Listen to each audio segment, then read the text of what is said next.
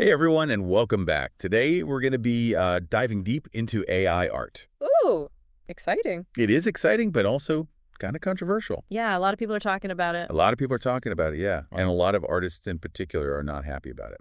Right. It's a kind of a big deal in the art world right now. So to really get into it today, we're going to be taking a look at a video essay by Sam Doe's Arts called "Why Artists Are Fed Up with AI Art." Catchy title. It is catchy, and it actually gets into a lot of really interesting points about like how this technology works and why it's so upsetting to a lot of artists. Yeah, and how it might even affect like everyone. Exactly. Like the video talks about how your selfies and vacation photos might be training these AI art models right now. Wild, right? It is wild. So let's start with the basics. How does AI art even work? I know it involves these massive data sets of images, but I'm still a little fuzzy on the details. Yeah, so basically these data sets are like huge collections of images that the AI uses to learn. Okay, so it's like showing an art student a ton of paintings to study. Exactly. The AI analyzes millions, sometimes billions of images to learn like patterns and styles and all the relationships between different visual elements. So the more images it sees, the better it gets at creating new ones. Pretty much, yeah. But here's where the problem comes in. A lot of these data sets include copyrighted artworks that were like scraped from the internet without the artist's permission. Hold on, so you're saying that like that picture of my cat I posted on Instagram years ago could be in one of these databases being used to train an AI? It's possible. And that brings up some big legal and ethical questions. Yeah, because it's one thing to say, oh, the AI is learning from all this data, but these companies are using this tech to make money, right? Right, they're commercializing it. So they're profiting from a system that was built using other people's work, often without their knowledge or consent. It's giving very get-rich-quick scheme energy using other people's stuff. Yeah, and it's especially concerning because a lot of times these AI companies claim they're using this data for research, but then they turn around and sell access to the AI models or use them to create products they profit from. Sam Dozart specifically mentions this data set called LAION 5B, which was funded by Stability AI, the people behind those popular AI art generators like Stable Diffusion, right? And it's huge, like billions of images. And a lot of them are copyrighted artworks.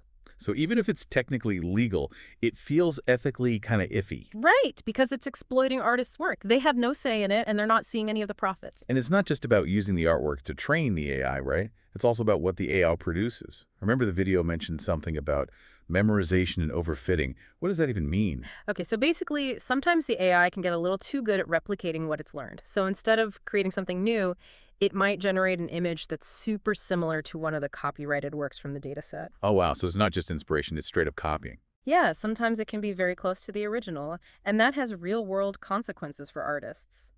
Like what? Well, the video gives this example of Greg Rutkowski, who's this famous concept artist. Oh, yeah, I know his work. So his name was used as a prompt on these AI platforms hundreds of thousands of times. Meaning people were typing in Greg Rutkowski to get the AI to create images in his style. Exactly. And the AI, because it was trained on so many of his actual works, could produce images that were very similar. Whoa. So imagine being an artist and seeing all these AI-generated pieces popping up that look almost exactly like your own work. It's a nightmare, right? It Oh could my damage God. your reputation because people might think you made those AI images, and it could lead to actual forgery, like people selling AI-generated pieces as if they were original Rutkowskis. Oh, wow. Yeah, I didn't even think about that. And there's the sense of identity theft, too. Like the Yeah. AI is stealing your style, which is something you spent years developing. It's like, what even defines an artist's work anymore if an AI can mimic it so perfectly? And that's where the comparison to music comes in, right? Sam Dozarts mentions that AI music generators are super careful to only use copyright-free material. Right. They go to great lengths to avoid copyright issues. So the question is, why aren't visual artists getting the same level of protection? It's a good question. Why the double standard? It really makes you think about how we value different forms of art.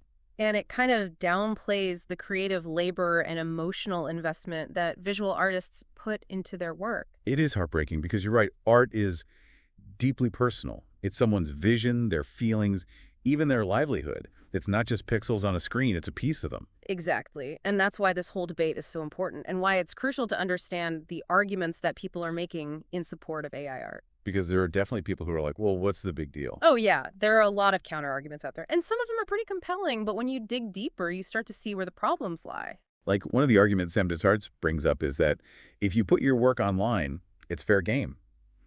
But that's not how copyright works, right? Not at all. Sharing something online doesn't mean you're giving up all rights to it. And it definitely doesn't mean that companies can just use it to train their AI models without your permission. It's like I might share a recipe online, but that doesn't mean a restaurant can start selling it without asking me. Exactly. There's this assumption that because something is digital, it's free for the taking. But copyright law applies online just as much as it does offline. And then there's the whole argument about AI taking inspiration, just like human artists do. But isn't it different? Totally different. When a human artist is inspired by something, they take it in, they process it through their own lens, and they create something new. They might borrow elements or techniques, but they're transforming it into something original. Right, it's about interpretation, not just replication. Exactly. And with AI, as it is now, it's more about recognizing patterns in the data and reproducing those patterns. It doesn't have the same depth of understanding or the ability to truly interpret and transform information like a human artist does. It's mimicking, not creating, in a way. Yeah. And then the last argument that a lot of people bring up is that this technology is inevitable, so just accept it. Which is kind of a defeatist attitude, isn't it? Like, why even bother trying to make things better? It's a very passive stance, and it ignores the fact that we have a say in how this technology is developed and implemented. Just because something might be inevitable doesn't mean we shouldn't try to make it as ethical and fair as possible. And Sam Dosarts actually shares some pretty powerful personal stories in the video Yeah. that really highlight how this whole debate isn't just theoretical, it's affecting real people's lives. Oh, for sure. Like, they talk about finding an AI model that was trained on hundreds of their own artworks without their permission. Seriously. Yeah. And then when they spoke out about it, they faced a ton of harassment and backlash online. Wow. That's awful. It really shows how heated this issue can get Mm-hmm. and how some people just don't want to hear any criticism of AI art. It's like there's this blind faith in the technology without considering the real human consequences. Well, hopefully, by having these conversations and bringing these issues to light, we can start to shift the narrative and advocate for more responsible and ethical AI development. I hope so too, because this is a conversation that's only going to become more important as AI technology continues to advance. That's not going away anytime soon, that's for sure. Nope. So the question is, what kind of future do we want for art and artists in this new landscape? That's a great question, and one that we'll be exploring further in the next part of our deep dive. Stay tuned. You know, it's like we were saying before, it's easy to think about AI art as this battle between artists and technology, but it's so much more complicated than that. It really is. Yeah. It's not just about, like, robots taking over or something. Right, and it's not about being anti-technology either. Exactly. AI is a tool. It's a really powerful tool. And like any tool, it can be used for good or for bad. And I think at the heart of it, art is a human thing. Totally. It's about expressing ourselves, connecting with each other, exploring the world around us. So how can we make sure that AI is used to enhance those things instead of replacing them? That's the million-dollar question, right? And there are no easy answers, but I think part of it is about shifting our perspective a bit. How so? Instead of seeing AI as a threat, what if we saw it as a potential collaborator? Like a partner in the creative process. Exactly. Because AI can do things that humans can't and vice versa. So what if we could find ways to combine those strengths? That's a really interesting idea. Yeah. Like imagine using AI to help you visualize a concept that's really hard to put into words. Or to create these massive, immersive art installations that would be impossible for a single human to create on their own. The possibilities are pretty mind-blowing when you think about it that way. They are. But it's important to remember that with any collaboration, there needs to be respect and a balance of power. So how do we make sure that artists retain control over their work in this new landscape? That's where things like those initiatives we were talking about earlier come in, the ones that are trying to give artists more say in how their work is used online. Right, because right now it feels like a lot of artists are having their work used without their consent. Exactly. And there are some really interesting developments happening with blockchain technology, for example. Oh yeah, I've heard a little about that. How does it work? So basically, it's a way of creating a digital record of ownership that's permanent and can't be tampered with. So artists can use blockchain to create digital watermarks for their work, kind of like a fingerprint. So even if their work ends up in an AI data set, they can prove it's theirs. Exactly. And they can set their own terms for how it can be used. And there are also platforms emerging that are specifically designed for artists to opt in to having their work used for AI training, setting their own prices and conditions. So it's about giving artists a choice, rather than having their work taken without their knowledge or permission. That's the goal. And it's not just about individual initiatives either. There are also broader conversations happening about ethical guidelines for AI development and data usage in general. Like society-wide rules for how AI should and shouldn't be used. Exactly. Because this isn't just an art world problem, it affects everyone. And it's important to remember that we, as a society, have a say in how this technology is developed and used. It's not just about letting the tech companies decide for us. Right. And that's where the voices of artists are so important. They're the ones who are really grappling with these issues on a daily basis. They're kind of like the canaries in the coal mine, warning us about the potential dangers of this technology. Yeah, and their perspectives need to be heard. And it's not just about protecting artists either, it's about protecting creativity itself. Because if AI can just copy and paste everything, what does that mean for the future of human expression? It's a scary thought, right? And it's not just about art. It's about music, writing, filmmaking, any field where creativity is valued. So what can we do? How do we make sure that AI is used to enhance creativity, not destroy it? Well, I think one of the most important things is education. We need to make sure people understand how AI works, what its limitations are, and what the potential consequences could be. So not just artists, but everyone needs to be educated about this. Exactly. Because this technology is going to affect all of our lives in some way, and we need to be prepared. And it's not just about understanding the technology either. It's about having these conversations, debating the ethical implications, and figuring out what kind of future we want to create. Because if we don't actively shape this technology, it's going to shape us. And that could have some pretty serious consequences. It's like we're at a crossroads right now. Yeah. And the choices we make today are going to determine the future of art, creativity, and maybe even humanity itself. It sounds dramatic, but it's true. This is a really pivotal moment in history. So what do we do? What's the next step? Well, for starters, don't be afraid to talk about it. Have these conversations with your friends, your family, your colleagues. Share information, challenge assumptions, and don't be afraid to ask tough questions.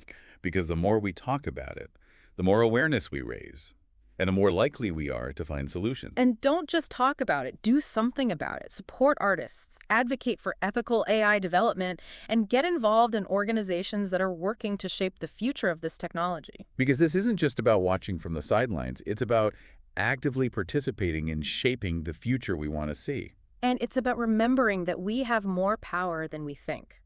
We can choose to be passive consumers of technology, or we can choose to be active creators of our own destiny. That's a powerful message.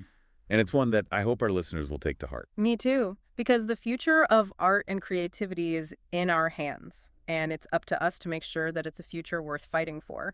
This has been such a thought-provoking conversation, and I feel like we've only just scratched the surface of this topic. I know, right? There's so much more to explore. But we're going to have to save that for the next part of our deep dive. So stay tuned. Man, this whole deep dive into AI art has really made me think. Yeah, it's kind of mind-blowing when you really start to think about it all, Like one thing that I keep coming back to is how even the most amazing AI-generated art, it all comes back to human creativity in a way. Right. Because the AI is learning from human-made stuff. Exactly. All those data sets, it's all paintings, photos, drawings, digital art, like it's all human work that's being fed into the system. It's easy to forget that when you see like a crazy realistic portrait or something and you're like, whoa, the AI made this. Right. It's like, hold on, let's not forget where those skills came from. And it's like we were saying before, the way that AI learns is just so different from how human artists get inspired. Yeah. It's not about taking in influences and filtering them through your own unique perspective. It's more like pattern recognition and then spitting out something that fits that pattern. Like I was reading about how some AI models are actually really good at mimicking the styles of certain artists, but they don't really understand why those styles work or what they mean. It's just data, right? It's not about meaning or emotion or any of that stuff. So does that mean that AI art is less valuable than human art? Ooh, that's a tough one. I don't think there's an easy answer to that. It definitely raises some big questions about what we value in art. Yeah, like if a machine can make something beautiful or technically impressive, does that diminish the value of human expression. I think it makes us appreciate those things even more, actually. Like Yeah. the things that AI can't A replicate. human touch. Exactly. Like the imperfections, the emotions, the stories behind the art. It's like maybe it's not just about the end product, but the whole process of creating it, Struggles, the experiments, the years of practice, all of that. the human journey. And that's something that AI just can't replicate. At least not yet, anyway. Maybe never. Who knows? So as we wrap up this deep dive, I think it's important to remember that this whole AI art thing is still unfolding, right? It's like we're just at the beginning of this whole new chapter in our history. And it's up to all of us to decide what that chapter is going to look like. Exactly. Yeah. It's not just about passively watching this technology unfold. It's about actively shaping it. So what can our listeners do? How can they be a part of that? Well, first of all, stay informed. This technology is changing so fast, so keep learning, keep asking questions. Don't just take everything at face value. Do your own Oh, research. yeah, and be critical. Just because something is new and shiny doesn't mean it's good. And don't be afraid to speak up. If you see something that feels wrong, or if you have concerns about how AI is being used, say something. Yeah. Share your thoughts, have conversations, challenge the status quo, because our voices matter. We have the power to shape this technology, to make sure it's used for good. And to make sure that human creativity continues to thrive in this new world. Well said. I think that's a perfect note to end on. This has been such a fascinating deep dive, and I want to thank you for joining me on this journey. Thanks for having me. It's been fun. To all our listeners out there, keep exploring, keep creating, and most importantly, keep those deep dives going. See you next time.